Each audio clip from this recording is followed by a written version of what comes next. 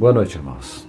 Mais uma vez, agora vamos continuar com os estudos. Eu preferi dividir em duas partes para não ficar muito longo os vídeos, para dar para você estar assistindo talvez um num dia, outro no outro dia, né? Mas eu quero deixar registrado isso aqui, né? Que é a vida, né, de pessoas que viveram antes do dilúvio e depois do dilúvio, e pessoas que vão viver ou já estão vivendo a vida antes e durante a grande tribulação e depois da grande tribulação, depois da batalha do Armagedon, lá no milênio, né? Como eu disse no vídeo passado, Sem, ele foi uma das pessoas que mais viveu depois do dilúvio. Por exemplo, ele teve 600 anos, né? Ele, 2 anos depois, né, do dilúvio, ele teve o seu filho, né, Arpachshad. Aí, então, Sem foi uma das pessoas que viveu antes e viveu depois do dilúvio. E isso é impressionante.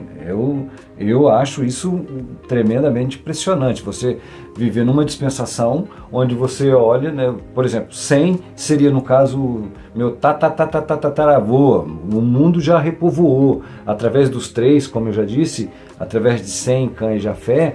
Através desses 3 aí repovoou toda a terra. Então tinha muita gente na terra, né? E Sem estava vivendo aqui na Terra e ele era uma pessoa, ó, você ver, depois do dilúvio ele ainda viveu 500 anos. Então não é uma coisa tão natural, sabe? Na verdade, acho que foi o único homem, Sem, né? Ele deu origem aos semitas, né? E também, consequentemente, aos antissemitas, né? Mas isso é outro papo, para não confundir aqui. Aí pensa bem, então ele já parou para pensar, você no caso, Sem, ele é teu tataravô, né? Ele é pai do teu pai, mas só que já tem muita gente aqui, já parou para pensar, para você parar para escutar Sem falar, ele pregando como que era, né? E como que foi também. Já pensou você escutar o que Sem tinha para falar a respeito da profecia que Noé deu para ele? Imagine Sem pregando. A pregação de Sem deveria ser a coisa mais espetacular do mundo. Por quê? Primeiro que ele teve contato com homens antes do dilúvio, homens extremamente sábios, né? Como, né, eu já disse, Sem, o pai dele era Noé, né, mas o avô dele era Lameque e o bisavô de Sem era Matusalém. E lá depois ainda o tataravô era Enoque de Sem. Ó, pra você ver, então ele era uma pessoa que sabia de muita coisa, ele ouvia as pregações de pessoas que ouviram Adão. Então ele tinha um conhecimento tremendo, né? E nesse ínterim a gente vê Abraão, o pai da fé, né? O Abraão viveu contemporaneamente a Sem, então ele ouvia as pregações do próprio Sem, com certeza, né? Então Sem aí participou dentro da arca, ó, você vê, teve uma vida dentro da arca. Imagine como que era ele explicando isso, né, para as pessoas. Né, como que era a criação. Isso foi passando né, com certeza Adão contava como que era a conversa dele no Jardim do Éden com Deus, foi contando para as pessoas, né? Enoque então ia anotando tudo, meu irmão, Enoque anotou tudo. Enoque era um homem que andava com Deus, né? Mas já parou para pensar, então, Sem como que era um homem que conhecia 2 dispensações, né?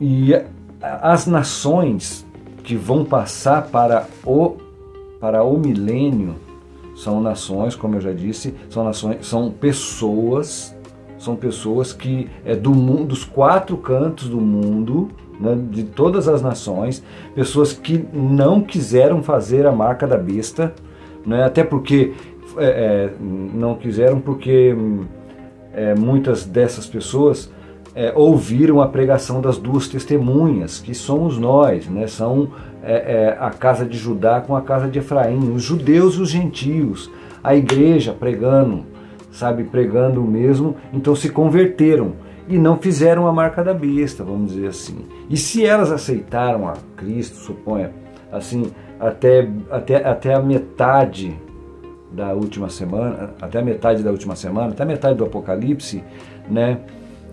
Creio eu que ainda há salvação no sentido dela se transformar em noiva do Cordeiro. Depois disso, a impressão que eu tenho é que depois da metade do Apocalipse para frente, a porta da graça vai se fechar. Mesmo a gente vertendo azeite de ouro, mesmo a gente pregando com grande sabedoria, as pessoas vão até acreditar na nossa pregação, mas vão receber uma salvação por não ter feito a marca da besta, mas também vão pagar a pena de não ter aceitado a Cristo antes, sabe? Igual, por exemplo, Malco. Lembra de Malco?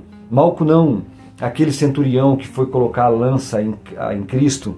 Lembra que ele disse, a hora que ele coloca a lança, esvazia todo o sangue, a água de Cristo, e aí Jesus expira e fala, Pai, entrego a Ti o meu espírito, né? E morre, né? Vamos dizer assim, e morre naquela hora ali. Aí, só que tudo dá um grande terremoto, escurece tudo, e aí o soldado, ele disse assim, nossa, esse verdadeiramente era o Filho de Deus. E é isso que vai acontecer com alguns no período da grande tribulação. Eles vão dizer, eles vão entender lá no meio, lá depois que aconteceu, já passou, entendeu? Falar, eita, esse Jesus era mesmo Filho de Deus, sabe? Então ele vai receber, vamos dizer assim, essas pessoas, né, não fizeram a marca da besta, mas não aceitaram a Cristo, não tem um selo de Deus, então vão passar para o milênio e vão receber uma longevidade. E é isso que eu vou mostrar para você agora, como Deus enxerga as nações e como ele vai tratar desse assunto, explicando para nós, usando o livro de Daniel e os sonhos e os animais, mostrando para nós a respeito das nações. Amém? Então agora eu peço para você segurar a onda, vou virar o telefone e vou mostrar o mapa mental para você, tá bom? Então vamos ver agora o mapa mental. Vamos lá então, irmãos. Deixa eu só pegar aqui uma caneta, que eu quero... Uma caneta não, um mostrador. Ó, vou mostrar 2 mapas mentais para vocês, tá? E vou ler algum texto bíblico que eu quero mostrar a respeito. Aqui foi o sonho, né, de Nabucodonosor. Essa é a estátua que o rei Nabucodonosor sonhou, né? Que é cabeça de ouro, peito de prata, o ventre de bronze, as pernas de ferro, né? E vocês já conhecem todo isso aqui, né? Que a cabeça é o ouro, né? Que é a Babilônia, Medo e Persa, Grécia, Roma, Otomano ou Roma ocidental e oriental, né? Aqui a gente sabe que foi o rei Nabucodonosor, reinou 66 anos, Dario e Ciro 308 anos, né? Alexandre o Grande 185 anos, né? Esse reino aqui, ó, esse reino do ferro, que é de Roma aqui, esse reino aqui, irmão, ele durou 622 anos, por isso que a perna é um pouco mais longa, até isso Deus é tremendo, né? Mostrando no corpo humano, contando a história. E aqui é o pé, que é mistura de ferro e de barro. Aqui, ó, foi a Segunda Guerra Mundial, viu, irmãos? Ó, bem aqui, a Segunda Guerra Mundial, onde o reino de Roma acabou. Aí começou a mistura de ferro e de barro. E aqui os 10 dedos, aqui, estão em paralelo com os 10 chifres, né? Porque quando o rei Nabucodonosor teve esse sonho aqui, né? Aí Daniel orou, lembra? E Deus mostrou para ele o que era. Tanto que falou, a cabeça és tu, rei Nabucodonosor. Isso você pode conferir em Daniel capítulo 2, 34, né? E 35, ó, 34, 35. Você vai ver que, só que Daniel, olha para você ver, Daniel é tão tremendo, ele ficou tão inculcado, chegou a ponto de ficar doente aqui mais para frente, aqui, ó, né, para entender o que significava, porque aqui ele está interpretando o sonho de Nabucodonosor, mas aqui nos animais é ele que sonhou. Mas ó, você pode ver que Daniel ele tá vivendo nesse tempo aqui, ó, no tempo da cabeça, ele está aqui, ó, né, no tempo da Babilônia, ó. Daniel estava cativo na Babilônia, né, estava cativo, né, o rei Nabucodonosor foi lá, tomou, né, o reinado do mundo inteiro, inclusive, né, de Israel, Judá, porque quem veio cativo para cá foi Judá, foi a tribo de Judá, né, aí junto vem a tribo de Benjamim, né, porque a casa estava dividida, as 10 tribos, né, que a casa de Efraim estava já dispersa entre as nações, e aí aqui, só que antes aqui, quem reinava antes da Babilônia era a Síria, né? E antes, né, que era com o rei Senaqueribe, e antes da Síria era o Faraó, né? Tanto que você enxerga isso aqui nas 10 cabeças, nas 7 cabeças, né? Ó, 1, 2, 3, 4, 5, 6, 7, né? Uma besta de 7 cabeças e 10 chifres. Né? Repare que os 10 chifres está na última cabeça, né? E a gente pode contar, são, ó, aqui Egito, né, com Faraó, depois aqui com Senaqueribe, aí começa, né, Babilônia, Medo e Persa, Grécia, Roma, né? E depois, por fim, o reino da besta, né, que está em paralelo aqui com esse bicho aqui, né? Mas o que eu quero que você entenda, em primeiro lugar, que depois que ele teve interpretou isso daqui, ele teve esses sonhos aqui, ó, um leão, não é, com 2 asas, ó, pra você ver, com um leão com 2 asas, né? Tem o significado, é lógico que seria um reino forte, mas que ia passar, não sei o que, né? E tem mais significado. Depois, né, a Dario, né, que era o Medo e Persa, a prata, seria um reino inferior, até os elementos, né, ouro, prata, bronze, ferro e ferro misturado com barro, até isso nos comunica alguma coisa, né? Mas aí o outro sonho, né, o outro animal era um urso com uma das patas levantadas, com 3 costelas na boca. Então, por que com uma das mãos aqui levantada? Né? Justamente porque um braço também em cima do outro. Porque, na verdade, quem ia dominar entre os Medo e Persa ia ser mais os persas. Né? Então, até isso comunica aqui. E essas 3 costelas, né, simboliza a Líbia, Babilônia e o Egito, que ele sobrepujou, né, eles. Aqui o outro animal, terceiro animal do sonho, é o leopardo, né, de 4 cabeças e 4 asas também. Seria um reino muito veloz, enfim. Mas a gente conhece a história de Alexandre o Grande, sabemos que ele conquistou o mundo aí, só que depois ele acabou perdendo para esses 4 comandantes, vamos assim dizer. Né? E depois ele teve o quarto animal aqui. Esse quarto animal era a besta, né? Onde ele ficou estupefato. Ele quis saber, né, da onde, que animal era esse que tinha dentes de ferro, que comia tudo, despedaçava e pisava o que sobrava. Enfim, é esse aqui, né, que é comparado com a besta do Apocalipse.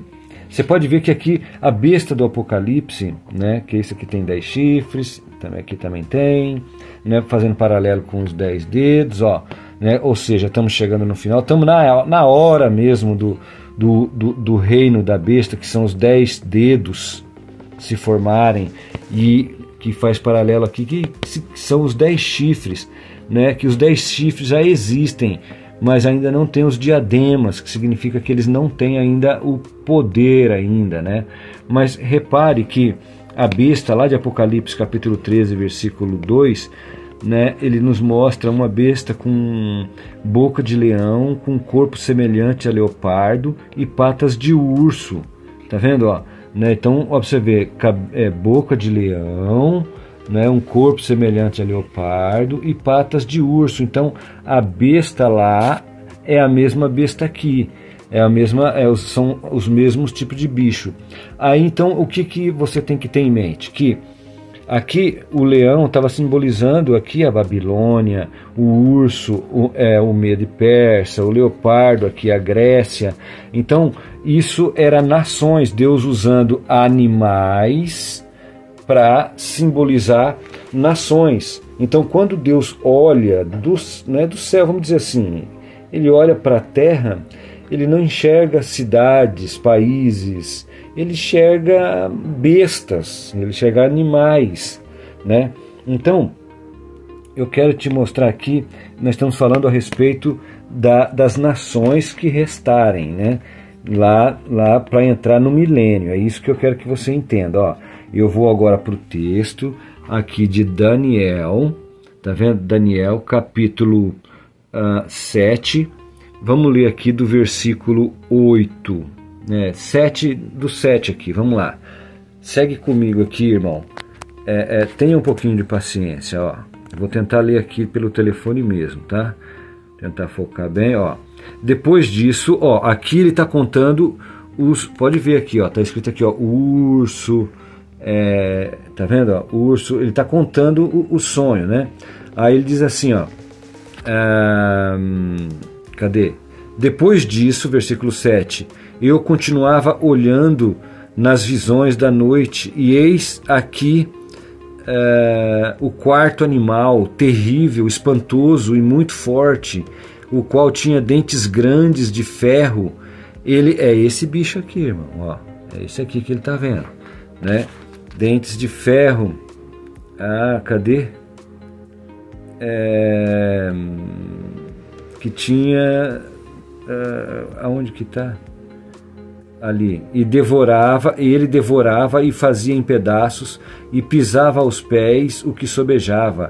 Era diferente de todos os animais que apareceram antes dele e tinha 10 pontas. Estando eu considerando as pontas, eis que entre elas subiu outra ponta pequena. É o chifre pequeno, que é esse aqui, irmão. Ó, a gente descobre quem é ele por aqui, mas eu não estou falando dele hoje aqui. Ó, diante da qual três das pontas lá, né? Lembra bem, 3 das pontas. Cadê? Primeiras foram arrancadas, e eis que nessa ponta havia olhos, como olhos de homem. Essa ponta quem é? Esse chifre pequeno, né? Tinha olhos como de homem, né? Dá para entender que é a internet. E uma boca que falava grandiosamente. E continuei olhando até que foram postos uns tronos, né? E um ancião de dias se assentou. Aqui já está falando que aqui deu um salto na história. Aqui, ó, entre o 8 e o 9 deu um salto na história. Que o anticristo agora aqui, ó, aqui esse ancião de dias é Jesus Cristo, né? E continuei olhando até que foram postos uns tronos, e um ancião de dias se assentou, e sua veste era branca como a neve, e o cabelo da sua cabeça como a limpa lã.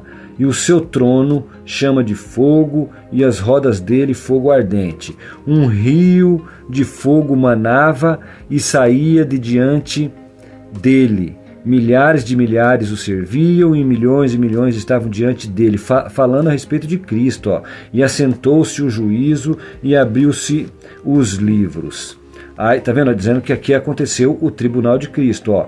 Então estive olhando por causa da voz das grandes palavras que provinha da ponta, que é o chifre. Estive olhando até que o animal foi morto, e o seu corpo desfeito e entregue para ser queimado ao fogo. Então, o animal foi morto e o seu corpo foi desfeito, né? Olha só, aí segue aí, olha para você ver. E quanto aos outros animais, ó, a besta foi desfeita, mas quanto aos outros animais, essas outras nações, entendeu? Aqui simboliza as nações. Quanto aos outros animais, versículo 12, foi-lhes tirado o domínio, todavia foi-lhes dada prolongação de vida até certo espaço de tempo. Tá vendo?